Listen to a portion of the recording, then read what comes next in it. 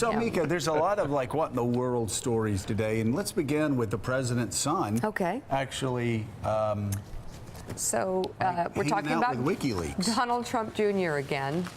Corresponded during the 2016 election with WikiLeaks, which U.S. intelligence agencies say was one of the outfits that Russian military intelligence used to influence the race. Yesterday, Julia Ioffe of The Atlantic reported on the private Twitter messages Trump Jr. and the WikiLeaks account believed to be operated by founder Julian Assange. The messages were among the documents that Trump Jr. had earlier turned over to congressional investigators, and last night, Trump Jr. released the exchanges that began on September 20th, 2016. 49 days before polls closed, the WikiLeaks account warned about a new anti-Trump website and gave Trump Jr. the password that WikiLeaks said it guessed. Trump Jr. wrote back 12 hours later, off the record, I don't know who that is, but I'll ask around. An anonymous source familiar with the congressional investigations into Russian interference told The Atlantic that on the same day, Trump Jr. did ask around, emailing other senior campaign officials, including Steve Bannon, Kellyanne Conway, digital media director Brad Parscale, and Jared Kushner. Kushner reportedly forwarded the email to press aide Hope Hicks. On October 3rd, WikiLeaks asked Trump Jr. to push a story that Hillary Clinton allegedly wanted to drone Assange. Trump Jr. replied, already did that earlier today. It's amazing what she can get away with. Adding, what's behind this Wednesday leak I keep reading about? That same week, former Trump campaign advisor Roger Stone tweeted, Wednesday, Hillary Clinton is done with the hashtag WikiLeaks. WikiLeaks did not reply to Trump Jr.'s message, but 4 days later posted a trove of Clinton campaign chair John Podesta's emails.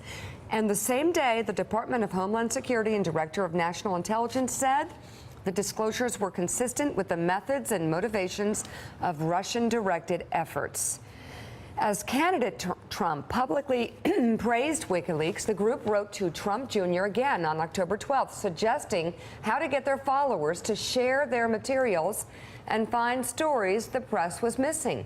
15 minutes later, candidate Trump tweeted, very little pickup by the dishonest media of incredible information provided by WikiLeaks. So dishonest, rigged system. And 2 days later, Trump Jr. shared the link himself. WikiLeaks continued to reach out to him as recently as this July, but he did not respond. Trump Jr. posted the messages on Twitter after the Atlantic report came out, writing, here is the entire chain of messages with WikiLeaks with my whopping 3 responses, which one of the congressional committees has chosen to selectively leak. How ironic. All right, let's bring in the author of that bombshell report, staff writer at The Atlantic, Julia Ioffe. Julie, good morning. Good to see you. So walk us through this just a little bit more. What exactly Donald Trump Jr. did here, what he says he didn't do, and how often he communicated with WikiLeaks. Well, I think Mika did a pretty good job of, running us through the nuts and bolts of the story. I think what's interesting about Donald Trump Jr.'s response, that it's just a whopping 3 responses to WikiLeaks. Sure, he only responded 3 times, but he did act on their requests at least twice. And what's more interesting is that he didn't send them packing. It wasn't exactly a secret by September of 2016 whose interests WikiLeaks was trying to advance, which government they were very closely affiliated with. And the fact that it's the same thing that we saw with, news of the Trump Tower meeting the summer of 2016 when Rob Goldstone reached out to Trump Jr. and said, we have this Russian lawyer who has dirt on Hillary Clinton. He says, if it's what it is, if it's what it is, I think it is, I love it. Instead of being like, you know what, that's a little weird. Let me get in touch with the appropriate authorities, or, to send these people packing. It's interesting that the Trump campaign was clearly looking to get all the help it could get including from the Russian government. We had candidate Trump saying, hey, Russia, if you're listening, go out and find those 33,000 emails. It's kind of part of a pattern. So I was just going to say, Steve, that's a point we made last hour that I'm asking you because you've run a presidential campaign. If a foreign power or someone purporting to represent a foreign power, someone known to be working on behalf of a foreign power, in this case Wikileaks, according to the intelligence agencies, approached you with some information, what would you do as the person running the campaign or anyone working on the campaign? Call the director of the FBI. Full stop. Period. Everybody would. By the way, would. everybody That's that's what ever run a decent, campaign would. loyal American does. Period. This is a hostile foreign power interfering in our elections process.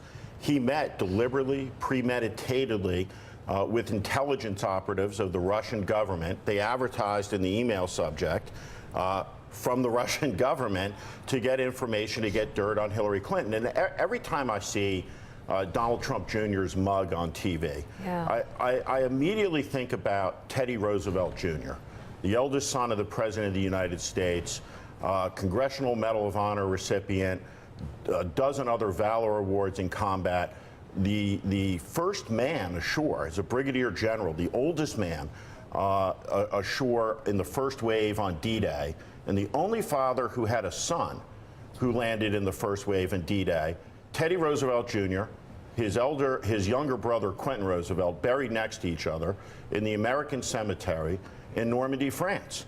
I mean, it's shocking. These were sons of a president of the United States. I think about the Bush daughters. Yeah. I think about what Meghan McCain would do if a Russian operative reached out to Meghan McCain. Right.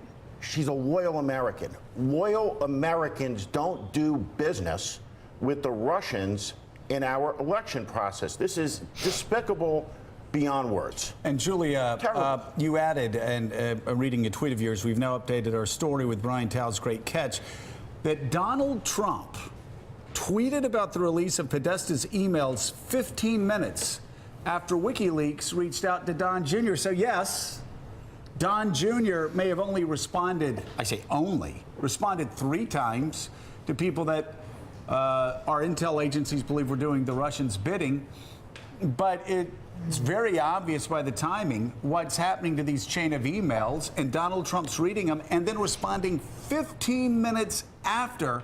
I mean, Don it could Jr. just be a coincidence. No, 15 minutes after Don Jr. receives an email from WikiLeaks.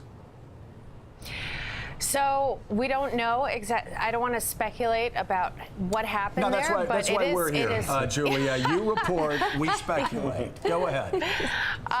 From what I hear, they might not have even been in the same, time zone when that happened. But it is certainly an interesting coincidence.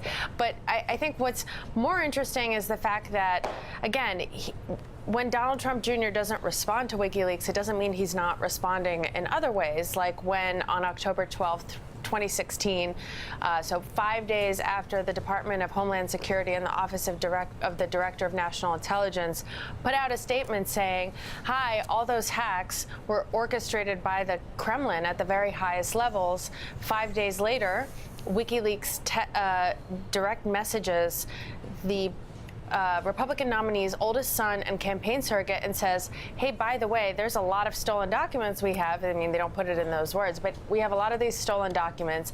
Here's a search tool we have. If your followers have the time to go through and find all the stories that the mainstream media is missing, have at it.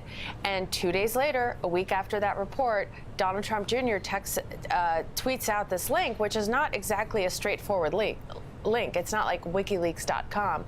It's like .tk or something, and saying exactly, essentially, what they said, which is, if you have time, go through these, have at it. Dig through the treasure trove.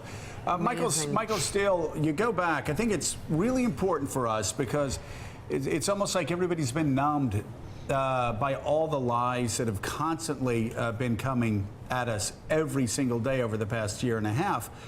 But you go back to the middle of the campaign and you listen to the denials from the Trump campaign, from the now Attorney General. No, we never spoke to the Russians. From Trump himself, from Trump saying nobody's talked to Russians, and at one point even saying if Michael Cohen ever talked to Russians, I would have fired him.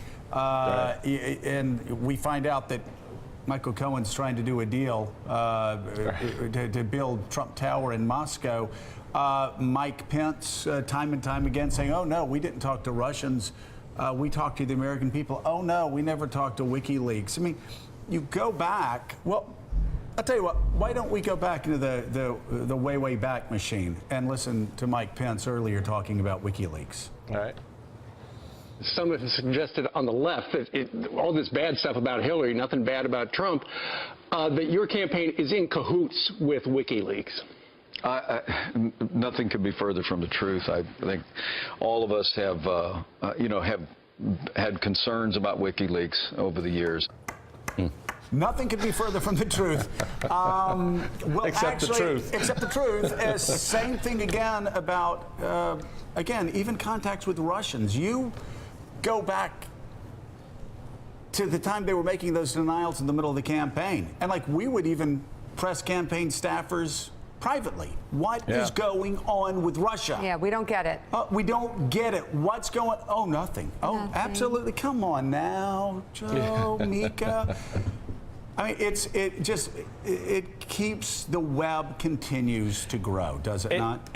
No, it does, Joe, and that's the problem. I still believe that at the core of this is the essential relationship between Donald Trump and business interest in Russia. That is the first jump-off point. I believe it always has been.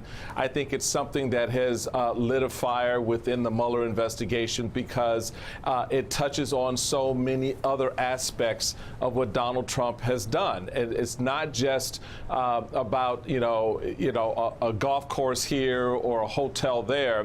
It is an ongoing, sustained relationship. A relationship, by the way, his sons bragged about. The Russians are our biggest financiers. They finance our golf courses. They finance our projects. So this idea that if the Russians in this pre-existing relationship decide that they want to help the guy that they've had this relationship with by through their particular organ, WikiLeaks, to pass on information, this all makes a lot of sense. And the thing about it, Joe and Mika, is there's more to come. The Atlantic, I think, is just beginning to open up a narrative here in which I think we're going to find out there's a hell of a lot more going on here than what the vice president indicated. So, Steve Schmidt, can I just say one thing? Go ahead, Julia. Sorry. So aside from what Donald Trump Jr. and the Trump family and the Trump campaign did in these exchanges, I think it's just as important to focus on what WikiLeaks did, because this exchange is far more damning for WikiLeaks than it is for anybody in the Trump family. I mean, again, people who have followed Russia have known about WikiLeaks and Julian Assange's close ties to Moscow since at least 2013, when Assange's number 2 basically delivered Edward Snowden into Russian hands.